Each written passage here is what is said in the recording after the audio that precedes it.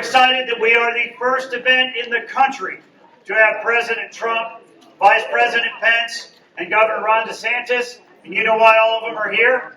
Because of you. Because they want to come see you. And we had some guy named Ted Budd. Some guy named Mark Robinson. We may have a Chief Justice in the House. And they're here because of you. And I'm here because of you. And I am so proud to be the chair of your North Carolina Republican Party. And I'm so excited to kick this whole convention off with a welcome reception and a fireside chat with my good friend, John Solomon. Now, for those of you who don't know John, you can leave now. But he has been a Fox News contributor. He has been with AP. He has been on the National Security Council. He is an absolute hero at breaking through the media blockade and the censorship that we have from the left and big tech and big media. And we're just ecstatic that you would be willing to come in and talk to our great patriots here in North Carolina. Thank you. It's a great honor. Absolutely.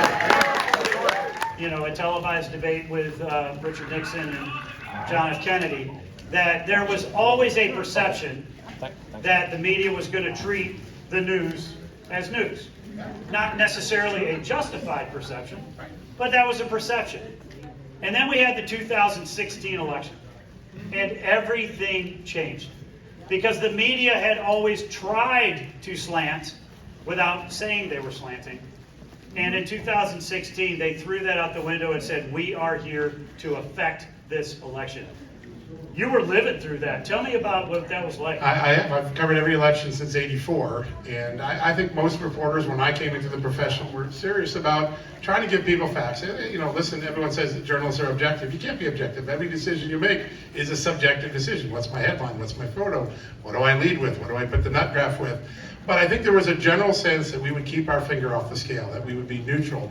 And I think during the Obama years was the first time I started to notice it. Maybe the Obama campaign of 07, 08, there was sort of a fandom in the news media, and then that just kept spiraling. I think the beginning of social media, all of a sudden reporters could have opinions and express them somewhere, and I think that just opened the cork on the champagne bottle, and it all flowed out. And today, it's very hard to find coverage that has neutrality to it. And I think that's our obligation to our readers. We should be neutral. We'll give you facts. We'll let you make up your mind. That's how the profession started. Today, they try to give you a story, fit the facts to it, and then tell you how to make up your mind. And I think that's been the biggest change in the media over the last 20 years. And it's that group of people that go out and start to create these censorship organizations, and they outsource it. The government says, oh, I think that should be censored. Let's give it to that nonprofit. That nonprofit will send it to the FBI. The FBI will send it to the big tech company, and then someone will be censored, 30, 40, 50% of the time. It was an elaborate system. It is still pretty much in place, but there's a much larger light shining on it. But just think about this. There was a full-time office in 2020, during the 2020 election, a full-time office staffed by a senior FBI official named Elvis Chan, who every day sent things to headquarters. Is this okay to censor? Okay. And then he took it back and he sent it over to big tech. And at some point, even the big tech people were beginning to roll their eyes. I mean, you start to see Twitter people like, oh, we're not censoring this. We're just not going to do this. It's crazy. But the idea that the FBI felt that that was their job, and here's their justification.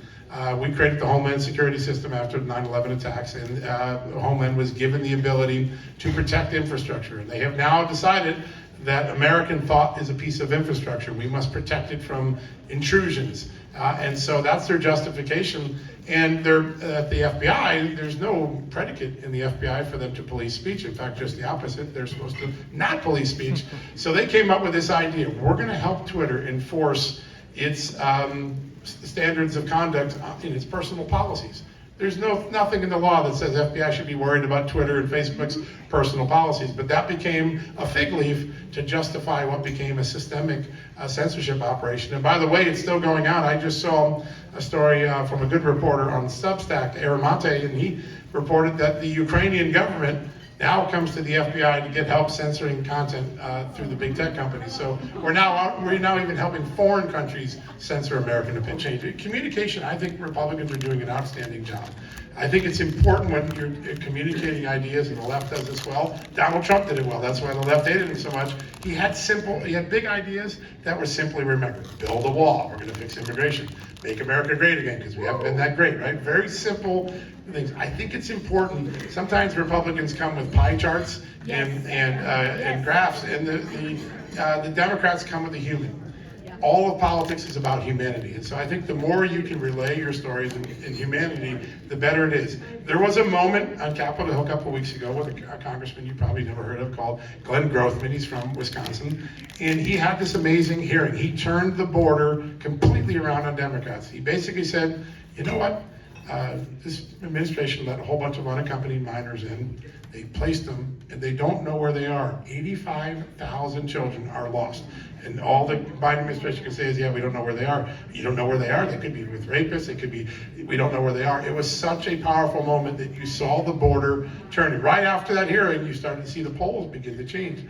You win political debates by being able to explain the consequences of policy, good or bad, by their toll on humanity. And I think too often Republicans spend it with, it's nice to see the debt chart. It's really amazing to watch the thing go. But human stories are much more powerful of that policy. The more Republicans communicate with humanity, the more likely they are to start to move independent minds and independent hearts. I think that's the biggest thing.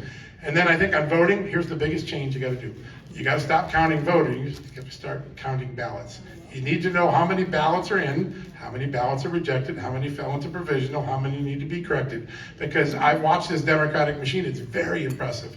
And they literally know, that guy's vote got rejected, it's in provisional status, let's call him and get him to refile again.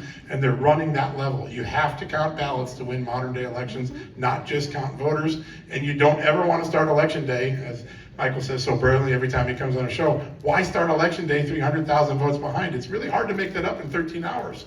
And I just think about this, Republicans almost won the last 3 elections. You almost won them. In all the battleground states, the margin was 5,000 to maybe 30,000, and there was hardly any early voting.